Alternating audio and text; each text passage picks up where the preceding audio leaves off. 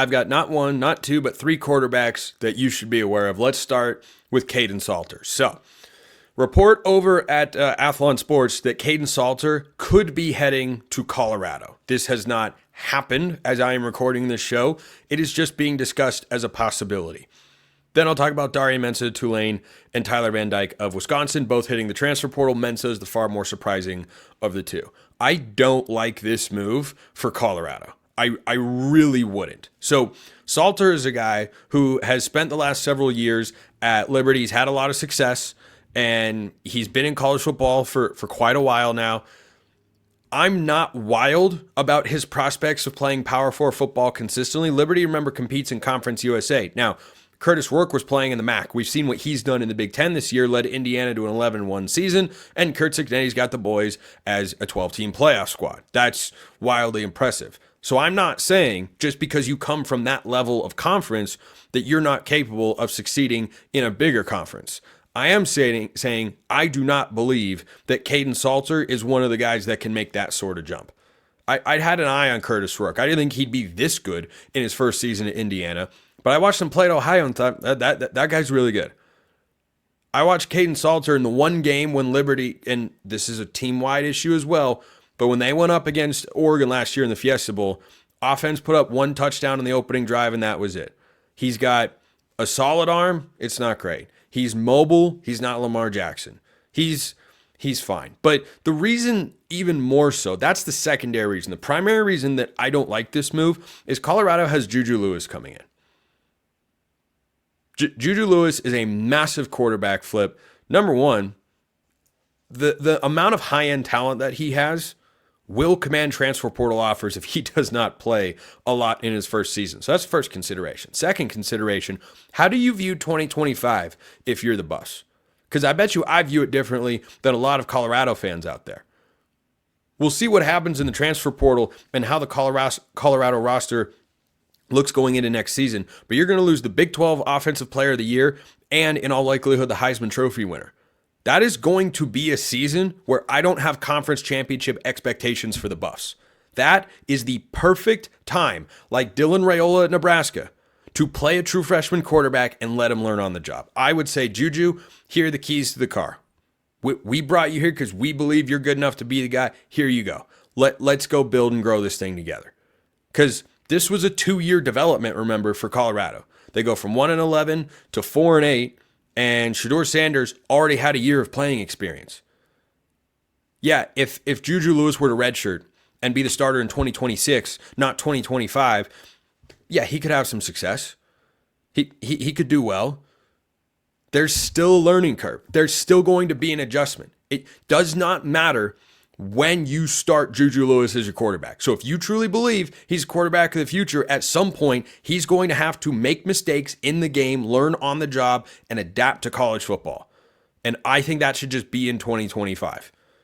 Because Colorado has to figure out what their identity is without Shedeur and Travis Hunter. That's been their entire team. They built a great defensive line in the transfer portal. Not all those guys are going to be able to come back. You're going to have to reset in a couple of different places. They're still trying to figure out how to build an offensive line. They haven't done that consistently yet. So I'm not saying the Buffs are going to regress and have a 2-3 win season in 2025.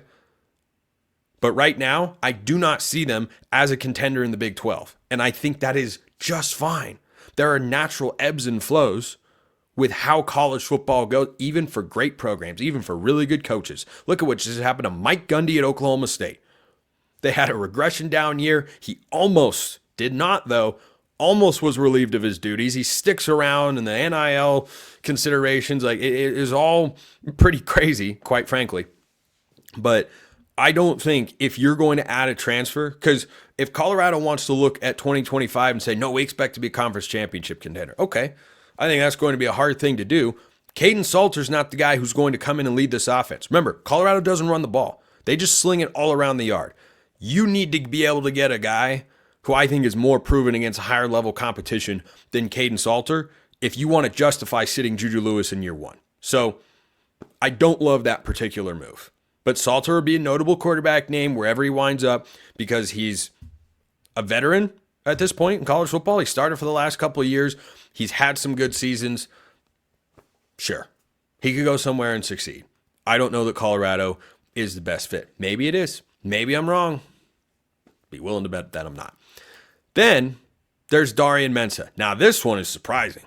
You talk about a splashy name in the transfer portal that you didn't expect to see the quarterback spot. Darian Mensah, here's a guy that I like him more than Kaidon Salter. I don't know that Colorado's necessarily the perfect fit.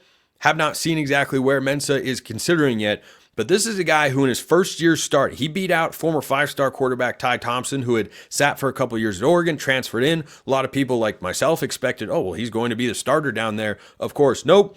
Mensah beat him out. Why? He's really good. So in 13 games this year, he completed 66% of his passes. This is his first year starting. He's a sophomore, so he's got a couple years of eligibility left. He went for over 2,700 yards, 22 touchdowns, 6 interceptions. He led Tulane to the American Conference Championship game, where they lost to Army because Bryson Daly and company just ran up and down the field. Remember that name, Jeff Monken? That's the head coach at Army, has been for a while. He's going to pop up somewhere in a coaching search, at least on a list. You'll see his name out there. But now you're going to see Darian Mensah playing quarterback elsewhere come 2025.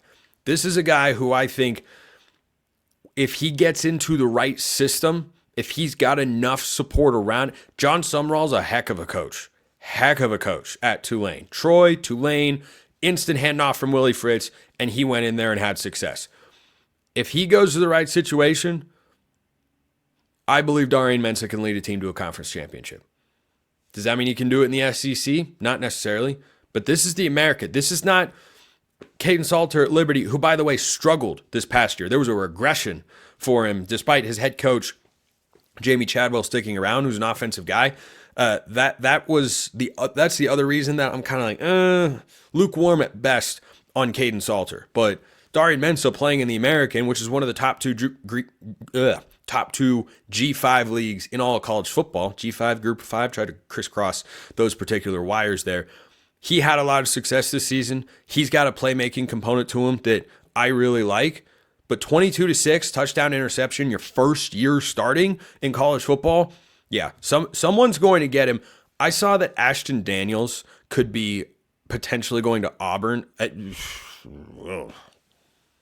That's not the answer, Hugh Freeze. That is not the answer. Darian Mensah, though, I would take him over Ashton Daniels in a heartbeat if I'm Hugh Freeze. So fascinated to see where he ends up. Final quarterback to talk about today. There are others. Might talk about Jackson Arnold tomorrow, who could be going to Mississippi State. We'll save that for tomorrow's show, though. Tyler Van Dyke went to Miami, started, had NFL draft buzz. It didn't work out. And yeah, part of that is Mario Cristobal's track record with quarterbacks, not historically great. Cam Ward's a Heisman finalist, so there's some potential there. Van Dyke goes to Wisconsin, not able to stay healthy. When he was playing, it was, I don't know. Van Dyke, to me, a former blue chip quarterback prospect, feels like a Group of 5 sort of move. You tried it at one power school, you tried it at another power school. It's not that he doesn't have some ability. Am I blown away by it? No, I do not. And we'll see where he ends up. I've been wrong with my predictions and suspicions before. I bet Tyler Van Dyke ends up at a Group of 5. Maybe he ends up at a really good one.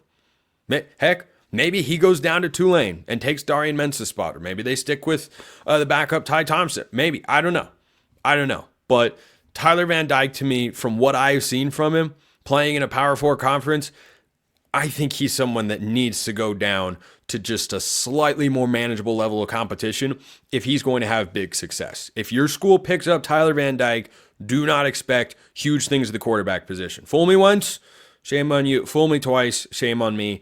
I'm not bullish on Tyler Van Dyke's prospects and why I think he should go down to a lower level school like a Sun Belt, for instance. Like a Sun Belt team picking up Tyler Van Dyke, that feels like a much better fit that could have more success for both sides than Tyler Van Dyke going to an SEC, Big 10, or Big 12 or ACC school. Appreciate everyone listening. I'll see you next time. And until then, hope you have a wonderful rest of your day.